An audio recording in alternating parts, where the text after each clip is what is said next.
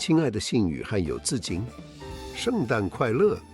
我从水晶球里看到了你们这一年许多成长，看到你们已经减少哭的次数，可以跟爸爸妈妈好好的沟通，开始练习收玩具，两个人一起分享玩具，你们越来越相亲相爱，互相帮助，非常棒哦！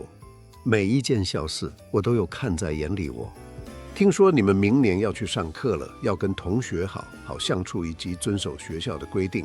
不管开心或不开心的事，都可以跟爸爸妈妈分享你们的心情哦。你们有在圣诞树下看到我准备的礼物了吗？希望你们未来可以继续维持好习惯。圣诞老公公期待下一次跟你们的相遇。祝你有个最神奇、最难忘的圣诞节。